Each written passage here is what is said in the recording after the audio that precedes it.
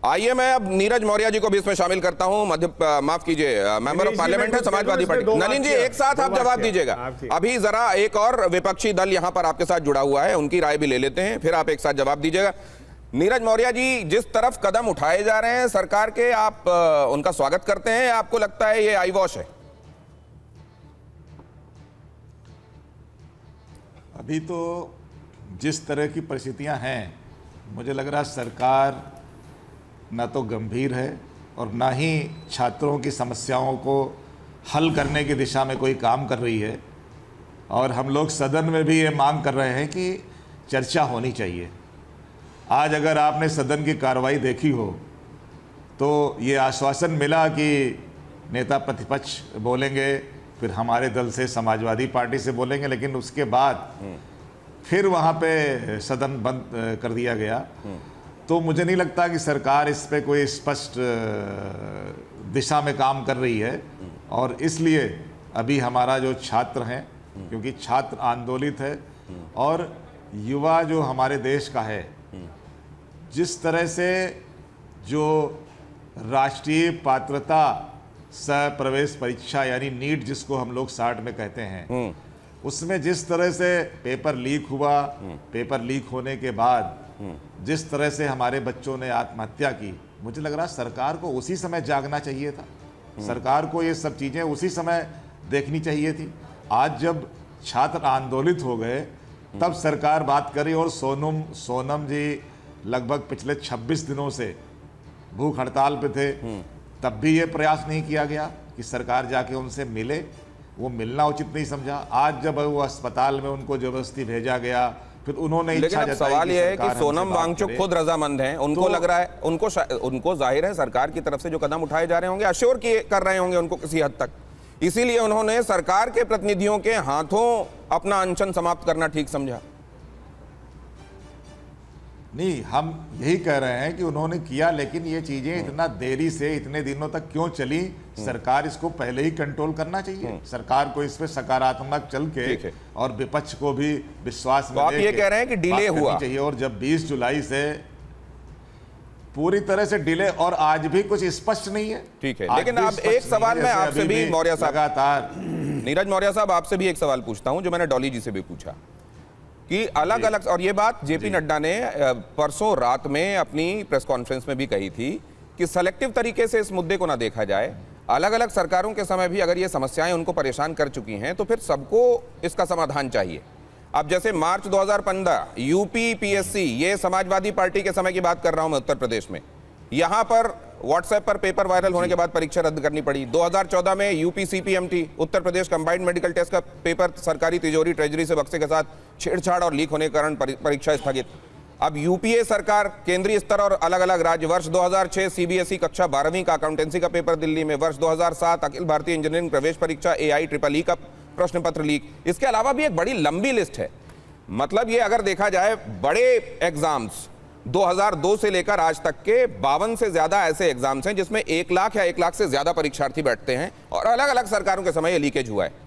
तो इसमें समाधान ऐसा क्या ब्रेनस्टॉर्मिंग चाहिए देश को कि एक ऐसा सिस्टम डिवाइस कर लिया जाए जिसके बाद लीकेज की समस्या ना रहे, या अलग अलग समय में जिसके समय में हो उसका रेजिग्नेशन डिमांड किया जाए। इससे चीजें ट्रांसपेरेंसी और अकाउंटेबिलिटी में शिफ्ट हो जाएंगी। ये मैं आप दोनों से समझना चाहता हूं, लेकिन उससे पहले, और प्रोफेसर संगीत रागी भी हमारे साथ जुड़ गए, आरएसएस के लोग और भारतीय जनता पार्टी के भेजे हुए लोग पत्थरबाजी कर रहे हैं, गड़बड़ियां फैला रहे हैं, इसका जवाब मैं आपसे ले लूं, उसके बाद इस चर्चा को आगे बढ़ाता हूं। देखिए, पहले तो मेरी इच्छा थी कि मैं सारे पेपर लीक्स का एक पूरा डेटा ही आप सबों के सामने दे दूं, लेकिन मुझे पता है कि आप उसका हमको वक्त नहीं देंगे। नहीं तो ऐसे कम से कम 60 पेपर लीक्स का। मीनवाइल जब आप बता रहे हैं सर, तो ये देख लीजिए कोलकाता में क्या चल रहा है। कोलकाता में प्रोटेस्ट की तस्वीरें ये देखिए। अभी सरकार वहां बदली है, लेकिन वहां क्या चल रहा है देखिए वहां पर। ये भी बता दूं, अब आपने अपनी बात आगे कही। 60 से ज्यादा पेपर लीक्स के पास मेरे पास डेटा है जो कांग्रेस की सरकारों में और सर ये बात तो मैंने कही दी है, तो हम टाइम हाँ। दूसरी बात देखिए, ये आंदोलन पूरी तरीके से राजनीतिक है। आंदोलनकारी छात्र और छात्र जो हैं आंदोलन में हैं, इन दोनों के बीच में हमको फर्क करना चाहिए।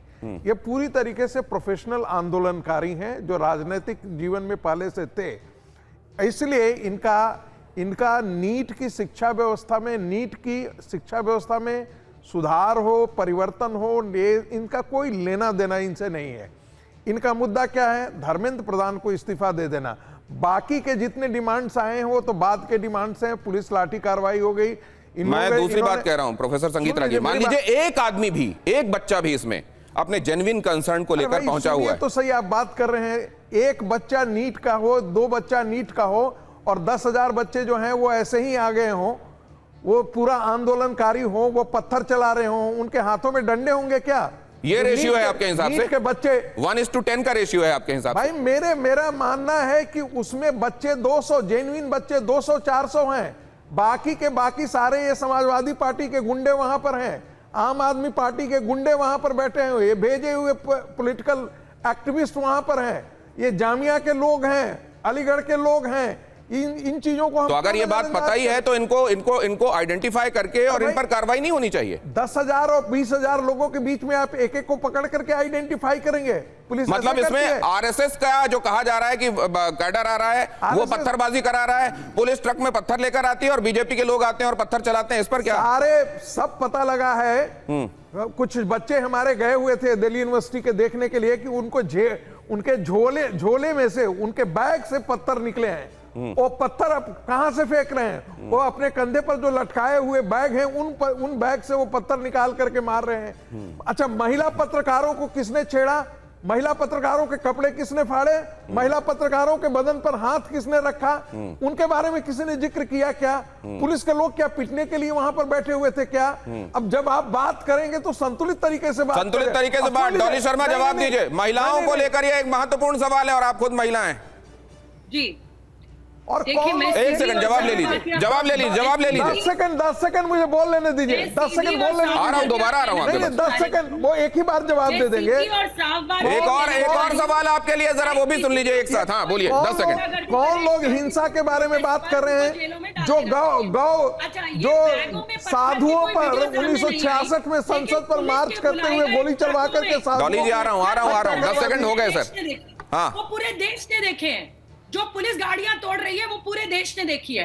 ट्रकों में जो पत्थर भर भर के चारों तरफ से भेजे गए हैं इतनी सिक्योरिटी के बाद, वो पूरे देश ने देखे हैं। लेकिन कौन बैग्स में भर भर के पत्थर लाया वो अभी तक एक वीडियो सामने नहीं आई। जरा दिखा दे संगीत रागी। लेकिन ट्रकों में भरे हुए पत्थर पूरे देश ने देखे हैं। किस तरीके से पुलिस डंडे मार के गाड़ियों को तोड़ रही है और टूटी हुई गाड़ियों को स्पॉट पे लाके गाली गलौज करते हुए महिलाओं के प्रदर्शनकारियों के भद्दी गालियां देते हुए महिला प्रदर्शनकारियों के आपने वीडियो नहीं देखे हैं क्या?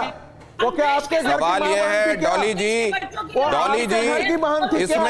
इसमें क्या इस प्रदर्शन के दौरान हुई हर तरह की हरकत, हर तरह के नारे आप सबको जायज मानती हैं? देश देखेगा, बैठकर देखेगा। देश देख के बैठकर देखेगा। नहीं, देश ने ये भी देखा है कि सिर्फ नाम रहेगा अल्लाह का। ऐसे करने वाले भी उस प्रदर्शनकारी वहां पर बैठे हुए थे। ऐसे प्रदर्शनकारी भी लोग थे जिसने कहा कि मैं ये एक साथ दोनों बोलेंगे तो सुन नहीं पाएंगे। संगीत रागी जी, डॉली शर्मा जी, एक साथ नहीं, प्लीज प्लीज प्लीज। प्रोफेसर संगीत रागी एक साथ नहीं, दोनों बोलिए, नहीं तो दोनों की बात समझ में नहीं आएगी। सवाल यह है डॉली शर्मा जी कि प्रदर्शन के दौरान कुछ ऐसी चीजें हुई जिसका खेद आपको भी लगता है कि है, आपको भी लगता है ये नहीं होना चाहिए? आपके हिसाब से जो हुआ है सब बढ़िया हुआ है, ठीक हुआ है? देखिए, मैं सीधी और साफ बात कह देना चाहती हूँ। हम पहले दिन से कह रहे हैं, क्या लड़कियों की गलत जगह डंडे डालना सही है? क्या लड़कियों को गलत महिला पत्रकारों के कपड़े फाड़ना, क्या राहुल गांधी ने इसकी निंदा की क्या? राहुल गांधी ने निंदा की इस बात की क्या? राहुल गांधी ने इस बात की निंदा की क्या कि महिला पत्रकारों के कपड़े फाड़े?